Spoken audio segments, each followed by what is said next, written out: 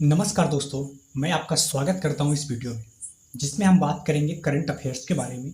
Current affairs एक महत्वपूर्ण विषय है जो हर किसी के लिए जानना जरूरी है, चाहे आप किसी भी एग्जाम की प्रिपरेशन कर रहे हैं। इस वीडियो में हम राष्ट्रीय, अंतर्राष्ट्रीय एवं राज्य आधारित सभी क्षेत्रों को समान रूप से साझा करेंगे। तो चलिए शुरुआत करते हैं। जो आज का हमारा पहला क्वेश्चन है, कला एवं संस्कृति से है। कला एवं संस्कृति का पहला हमने जो लिया है, WCCF में शामिल होने वाला पहला भारतीय शहर कौन है। जब भी कोई पहला आ जाए तो वो हमारे एग्जाम की दृष्टि से काफ़ी महत्वपूर्ण हो जाता है। यहाँ पे हम समझेंगे WCCF क्या है, इसके अंतर्गत कौन से शहर शामिल होते हैं, अभी तक इसमें कितने शहर शामिल हो गए हैं, इसका क्या अर्थ है, इसके उद्देश्य क्या है, इसका स्थापना क्या है, इसके रिलेटेड जितने भी क्वेश्चन आयोग द्वारा पूछा जा सकता है सभी का उत्तर जानने का प्रयास करेंगे। WCCF में शामिल होने वाला पहला भारतीय राज्य कौन सा, पहला भारतीय शहर कौन सा है, तो बेंगलुरु, जो कि कर्नाटक की राजधानी है। कौन से स्थान पे इसको जोड़ा गया, 41वें स्थान पे। इसके पहले इसमें 40 शहर थे, अब एक शहर बेंगलुरु को जोड़ के 41 शहर हो गया। WCCF का अर्थ क्या है? वर्ल्ड सिटीज कल्चरल फोरम, शहरों का एक वैश्विक नेटवर्क है जो भविष्य की समृद्धि में संस्कृति का पता लगाने के लिए अनुसंधान और बुद्धिमत्ता का साझा करता है। इसकी स्थापना 2012 में हुई। इसका उद्देश्य क्या है?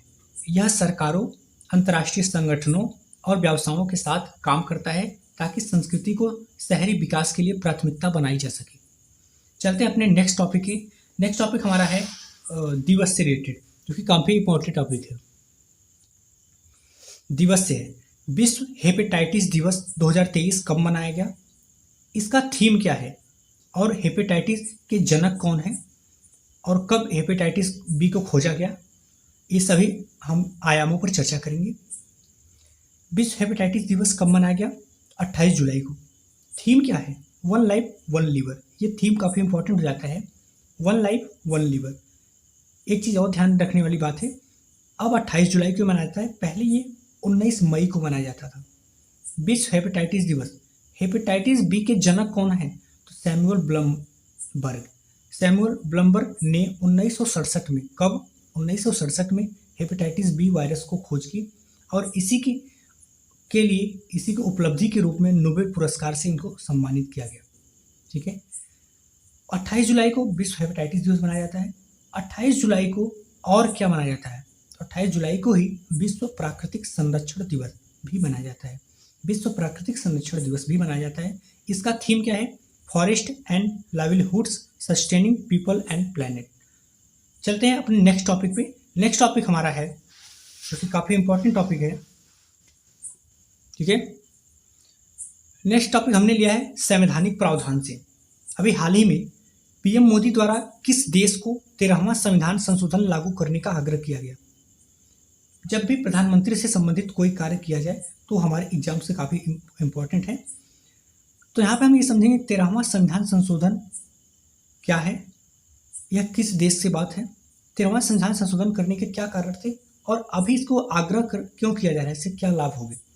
तो सबसे पहले हम समझेंगे कि पीएम मोदी द्वारा किस देश को 13वां संविधान संशोधन लागू करने का आग्रह किया गया। तो किस देश को? श्रीलंका से। श्रीलंका के राष्ट्रपति अभी हाल ही में कौन है? रानिल विक्रमसिंघे। 13वां संविधान संशोधन क्या हुआ, क्या है? इसमें बहुत से संशोधन हुआ, जिसमें मुख्यतः यह था कि सरकार एकात्मक व्यवस्था को छोड़कर संघात्मक व्यवस्था अपनाने का कार्य करे। अब एकात्मक व्यवस्था और संघात्मक व्यवस्था क्या होता है?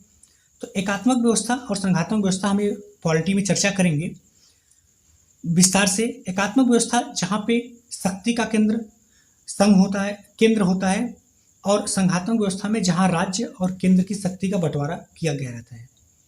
13वां संविधान संशोधन करने के क्या मुख्य कारण थे? तो सन 1987 से पहले अल्पसंख्यक तमिल समुदाय और बहुसंख्यक सिंहली के बीच श्रीलंका में आपसी गृह युद्ध और खूनी युद्ध होता था। तो उस समय भारत के प्रधानमंत्री श्री राजीव गांधी और वहाँ के राष्ट्रपति के द्वारा भारतीय श्रीलंका के बीच समझौता हुआ, और कुछ ऐसे संशोधन किए गए जिसको लागू करने के बाद वहाँ से आपातकाल को हटाया जा सका। लेकिन लागू करने से वे 13वां संशोधन में जो सब कुछ किया गया था, सब कुछ को सीधे एज ए इट नहीं रखा गया, बल्कि उसमें कुछ संशोधन कर दिया गया बहुसंख्यक सिंघली समाज के द्वारा। तो अभी इसको क्यों आग्रह किया जा रहा है? तो इससे तमिल समुदाय को भी अधिक स्वायत्तता मतलब अधिकार मिलेगा और उनका भी प्रोग्रेस होगा। चलते हैं अपने नेक्स्ट टॉपिक पे। नेक्स्ट टॉपिक हमारा काफ़ी इंपॉर्टेंट है और ये योजना एंड परियोजना से है। किससे है? योजना एंड परियोजना से। योजना एंड परियोजना। सोनी परियोजना किस राज्य से संबंधित है? सोनी परियोजना क्या है, इसके साथ क्या कार्य किया जा रहा है और अभी तक इसका लक्ष्य क्या है? सोनी परियोजना किस राज्य से संबंधित है? तो किस राज्य से संबंधित है? गुजरात। इसकी शुरुआत कौन किया? प्रधानमंत्री नरेंद्र मोदी। इसके साथ क्या कार्य किया जाएगा? तो नर्मदा नदी के किनारे स्थित सरदार सरोवर बांध से अतिरिक्त बाढ़ के पानी को प्रयोग करना। सरदार सरोवर बांध में जो पानी एकत्रित हो रहा है, उसके अलावा जो बाढ़ का पानी बच रहा है, उसको क्या किया जाए, उसको कैसे प्रयोग किया जाए? उसको कैसे प्रयोग किया जाए? इसके लिए अतिरिक्त पानी को, जो अतिरिक्त पानी है, नहरों के माध्यम से सूखाग्रस्त बांधों को दोबारा जलमग्न किया जाए। इसीलिए इसको लक्ष्य रखा गया पूरे राज्य भर में प्रमुख 115 बांधों जो सूखाग्रस्त हैं उनको जलमग्न किया जाए। तो इसके तहत अभी तक क्या क्या काम किया जा चुका है? तो 7 वर्ष में 1203 किलोमीटर पाइपलाइन बनाया गया है, जिससे 90 लाख की आबादी को पीने के लिए मां नर्मदा का पानी मिलेगा। तो ये काफ़ी इंपॉर्टेंट है वहाँ के लिए। चलते हैं अपने नेक्स्ट टॉपिक पे। नेक्स्ट टॉपिक भी हमारा इंपॉर्टेंट टॉपिक है, जो कि सम्मेलन और समारोह से लिया गया है। सम्मेलन और समारोह से लिया गया। G20 ऊर्जा परिवर्तन कार्य समूह की चौथी बैठक। G20 ऊर्जा परिवर्तन कार्य समूह की चौथी बैठक कहाँ पे किया गया? इसका अध्यक्षता कौन किया? किस विषय पे मुख्यतः चर्चा हुआ और क्या प्रमुख मुद्दे थे? यह चौथी बैठक थी। तो इसके पहले 3 बैठक हो चुकी है। तो इसकी पहले 3 बैठक किस किस शहर के कौन से राज्य में हुआ है, ये भी समझेंगे। G20 ऊर्जा परिवर्तन कार्य समूह की चौथी बैठक कहाँ पे हुआ? गोवा, भारत में। कौन अध्यक्षता किया? ऊर्जा मंत्रालय के सचिव पंकज अग्रवाल।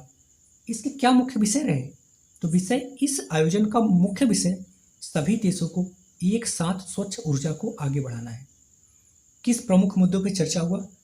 जीवाश्म ईंधन से नवीकरणीय ऊर्जा में संक्रमण, ऊर्जा दक्षता में सुधार, ऊर्जा सुरक्षा, जलवायु परिवर्तन, वित्त पोषण। ठीक है, G20 ऊर्जा का यह चौथी बैठक थी।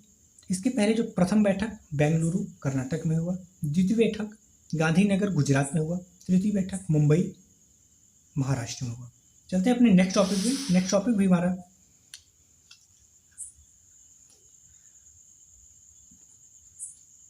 निग्जी NIXI का 20वां स्थापना दिवस कब मनाया गया?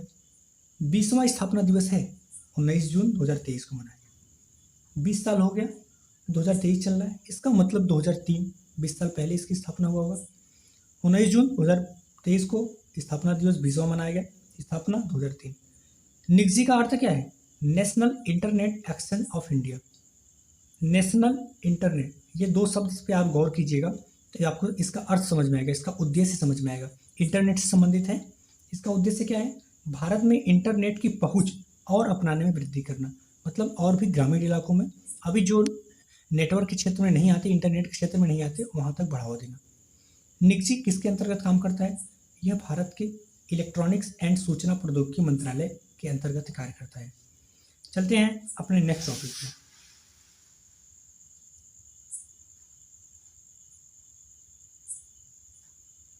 UNGA के 78वें अध्यक्ष कौन बने?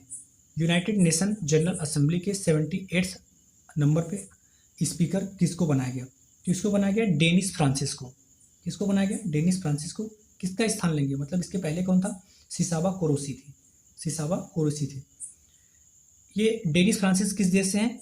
तो ये त्रिनिदाद और टोबैगो। त्रिनिदाद और टोबैगो कहाँ पर स्थित है? तो उत्तरी अमेरिका में आप पढ़ेंगे। उत्तरी अमेरिका, ये जो मैक्सिको और संयुक्त राज्य अमेरिका के बगल में जो छोटे छोटे देश हैं, महाद्वीपीय देश, वहीं पे है पास में। इसका मुख्यालय कहाँ पे है? न्यूयॉर्क में। स्थापना कब हुआ? 1945 में। चलते हैं अपने नेक्स्ट टॉपिक पे। नेक्स्ट टॉपिक हमारा है तीरंदाजी विश्व कप में किस भारतीय को स्वर्ण पदक मिला? किस भारतीय को स्वर्ण पदक मिला? किस भारतीय को? अभिषेक वर्मा भारतीय थे, इनको स्वर्ण पदक मिला। विजेता ये हुए। उप विजेता कौन हुआ? तो जेम्स लुथज यूएसए के हुए, यूनाइटेड स्टेट ऑफ अमेरिका। अभिषेक ने अभी तक कुल कितने स्वर्ण पदक जीते हैं? कुल अभिषेक वर्मा का यह तीसरा व्यक्तिगत विश्व कप स्वर्ण पदक है। चलते हैं अपने नेक्स्ट टॉपिक पे। नेक्स्ट टॉपिक हमारा है, ये भी इंपॉर्टेंट है, ओडिशा में पहला जनजातीय खेल महोत्सव। जब भी कोई पहला काम होता है, यहाँ पे पहला जनजातीय खेल महोत्सव, इसके पहले जनजातीय खेल महोत्सव नहीं हुआ है, इसलिए इंपॉर्टेंट हो जाएगा। तो पहला जनजातीय खेल महोत्सव कहाँ पे शुरुआत किया गया? कौन विजेता हुआ? कौन उप विजेता हुआ? किसके द्वारा ये शुरुआत किया गया? ये सभी प्रमुख मुद्दों पे चर्चा करेंगे। तो कहाँ पे शुरुआत किया गया? ओडिशा के भुवनेश्वर में। विजेता कौन हुआ? तो पुरुष एवं महिला दोनों वर्ग में उड़ीसा चैंपियन रहा। चाहे पुरुष की बात करो चाहे महिला, दोनों में उड़ीसा जी चैंपियन रहा। उप विजेता कर्नाटक। यह किसके द्वारा शुरुआत किया गया? तो यह संस्कृति मंत्रालय और ओडिशा सरकार की संयुक्त पहल थी। धन्यवाद दोस्तों, मैं आशा करूंगा कि आपको ये वीडियो पसंद आएगा। धन्यवाद।